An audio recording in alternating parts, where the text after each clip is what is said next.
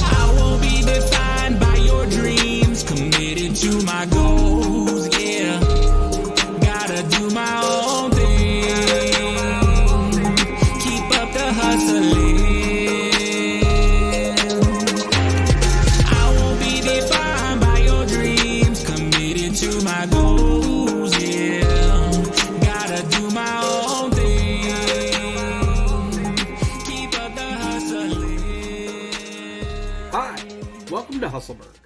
This podcast is all about the small business people of St. Petersburg, Florida, how they got to where they are, how they built their business, and how they're serving our community. I'm Brett Bittner, and I'm the host of Hustleburg, and I started Beyond Your Side Hustle, where we help budding entrepreneurs go beyond their side hustles and ditch their 9-to-5s. As the founder of a small business here in St. Pete myself, I'm talking to fellow small business owners and answering marketing questions from them and from you as well. Each week, we release an episode alternating between an interview with a small business person here in St. Pete and an episode strictly answering your questions about marketing, building a brand, or operating a small business.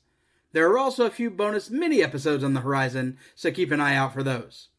In this episode, I'm answering questions from you, the listeners, as well as some received from guests on this show. Enjoy! I should probably start the first Q&A episode with my story, since I ask everyone in the interviews about theirs. So before starting Beyond Your Side Hustle, I worked in the nonprofit and political worlds. Basically, I asked for money without providing anything immediately tangible in return. Boy, that was tough. I think it's tougher than selling a product or a service, but once you figure out how to engage and connect with people who align with your way of seeing things or that value the same things that you do, it becomes easier selling an idea or a feeling. I learned to tell stories that align with my purpose and my passion, trying to connect with volunteers, supporters, and donors. After closing that chapter of my career, I went back to college to wrap up one of the least traditional collegiate paths I know of, finishing my business degree 20 years after I started it, right out of high school. So why did I start Beyond Your Side Hustle? I realize now that no matter where I was in my career, I did things like an entrepreneur, even when I worked for someone else. I wanted autonomy and decision-making, and I always felt like I needed to make or break mistakes. I'll talk about that more in a minute, to learn from them, rather than just accepting that the way something is currently done is the way that it should be done. Now, earlier I said something about breaking mistakes, and I meant that I would try something that differed from the standard practice in an effort to improve upon how things were done. I would, quote, break the mistake, and usually find a better way to get something done and improve upon the, quote, way we do things, end quote. In today's world, a, quote, successful, end quote, entrepreneur is someone who has an idea and convinces enough people with deep pockets to give them money in exchange for part of the idea's success in the market. Often this means that they are really good talkers, but they can't actually get the thing off the ground and walk. They burn through the money that they raise in an attempt to be the next Jeff Bezos or Mark Zuckerberg, but without the hustle necessary to actually bring their idea to life and succeed in the real world. They're instead doing it for the fancy cars, private jets, and the lifestyle of a founder. But I know what real entrepreneurs look like.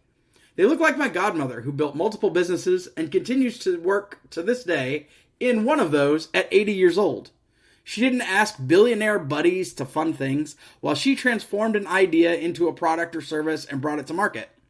She built our family business, a mobile pet grooming business, and later a brick-and-mortar pet grooming salon, as the ultimate side hustler. She started taking appointments at night and on her days off from her day job.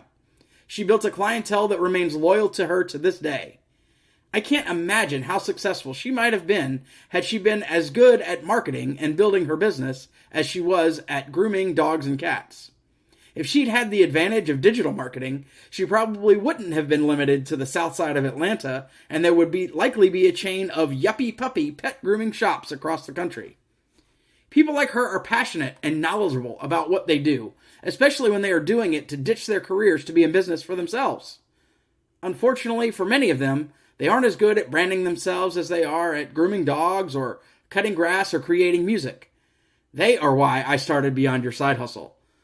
I'm here to help them go beyond the side hustle to do something they love, that they're really good at, and living the life they want to live as a result. I can help them come up with a complete digital marketing plan and strategy for growing that business. So how does Hustleburg fit into this? Hustleburg is a way to encourage those budding entrepreneurs with stories of those who've made it, are making it, or just trying to get there. We all need to know that we aren't alone in what we're doing. In the process, I get to meet a ton of fellow business people in a city that's new for me. This is a great way for me to share what I know along with the experiences of others here in the same area. I truly want to help, and for those that can't quite afford to pay for it, this could be what gets them out of a job they hate and into the life they want. For the business owners I talk with, they get free exposure and engagement, connecting with an audience that is more likely to shop small, shop local, and stay within the community. What made St. Pete feel like the perfect place to build my business? One of the things I love about St. Pete is how it feels. I can't describe a vibe other than to say I like the way of life we have all adopted. We could go for the hustle and bustle of a bigger city, which I've already experienced and don't fault anybody for doing. But we choose to be more of a community, coming together in shared experiences and values. That's certainly a community I want to be a part of and add value to. Opportunity abounds for us all. Plus, it doesn't suck to live close to the beach. A question from our audience is, how can the solopreneur, which you'll probably hear more about in episode 5 with Robin Swanson of Red Hot Tiki, who is trying to keep up with their 9-to-5 while also starting their side hustle, keep from getting discouraged, with a follow-up of how I did it. So once you've decided that you're ready to ditch your 9-to-5 and embark on your entrepreneur journey, you need to keep giving 100% at work. But you need to limit it to only 100%.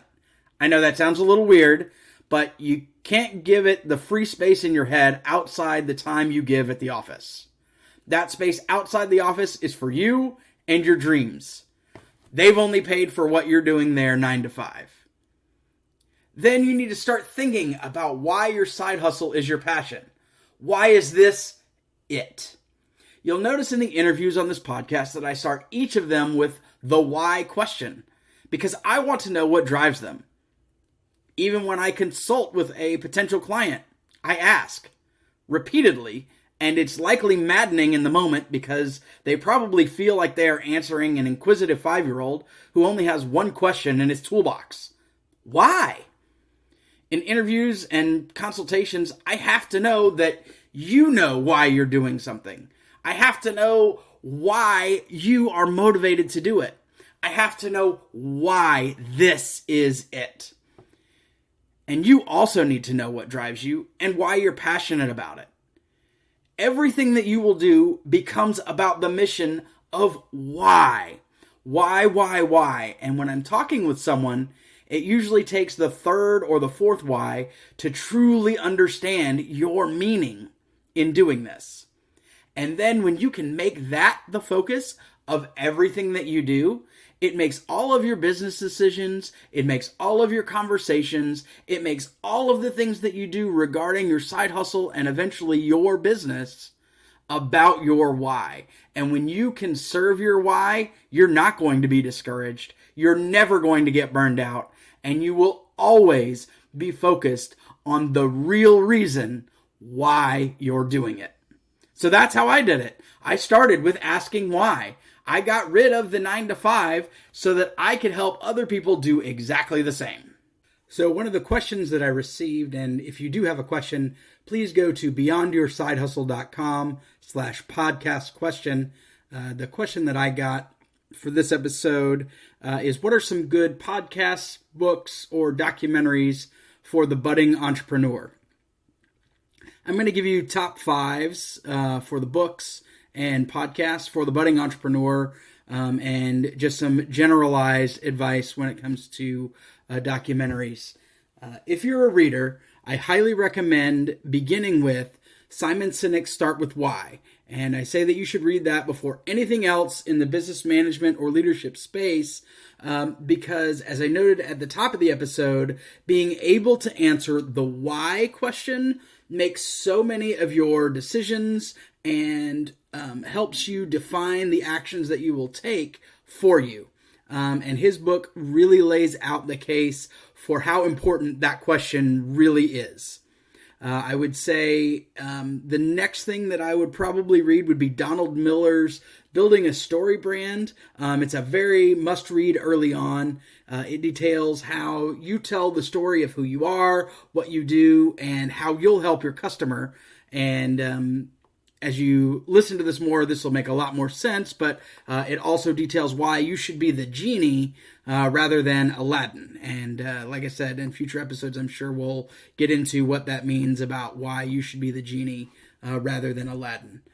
Something that I think everyone should read, not just budding entrepreneurs, because I think a lot of people actually do need to take the advice within, is Dale Carnegie's How to Win Friends and Influence People. It should definitely be read early on in the entrepreneurial journey because it provides a literal guide for interacting with others.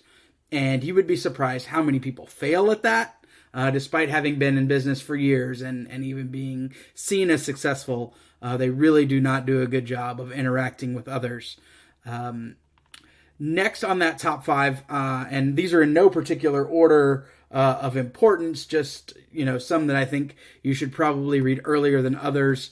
But the next one is The Power of Moments by Chip Heath. It is definitely also among the first 5 that I would suggest. It offers insight into some of the most powerful inspiration for creating an amazing experience for those you serve. I will frequently say that marketing may get people in the door, but it is delighting them that will keep them coming back. What you do and how you do it is essentially marketing to your existing customers, and delighting them is essentially an extension of your marketing program to keep them coming back and for them to be an evangelist for what you do. And to round out the top 5, Good to Great by Jim Collins definitely has to be on, I think, every entrepreneur's to read or read list. It appears in the top 5 to give you stories and data about some of the good companies and how they became great. And they became great over peers of their time. They became great over their competitors. And it ties together a lot of the takeaways from the other books that I mentioned in the top 5. And while it may seem like that's a lot to read, you should see the library of podcasts that I consume almost immediately upon a new episode's release. The first among them, the one that I'm probably looking most forward to every week, is Akimbo by Seth Godin. It gives you a marketer's view of how it is that we can act to change the culture. And we're not just talking the culture at large, but the culture around what we do, the culture around the people that we serve, the community that we are. And every week when that episode comes out, it definitely goes to the top of my queue.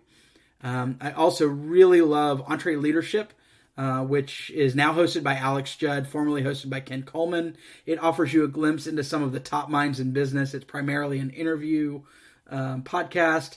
It's based around the leadership philosophy that Dave Ramsey used to build his entire business network, all of the things that Ramsey Solutions does. And they do a fantastic job and provide some amazing resources as well, completely for free as a part of that podcast. I also like to listen to the Harvard Business Review's IdeaCast, and I like to listen to that to hear about emerging trends in business. The really cool part about the IdeaCast is that you get the best interviews from each of their magazine's issues just by listening, and you don't get what they've pared down for the story that's included. You actually get a full-fledged interview between one of the hosts and the business or thought leader. You also get a lot of data surrounding what's happening from researchers through the studies that they are conducting and professors and the things that they've learned.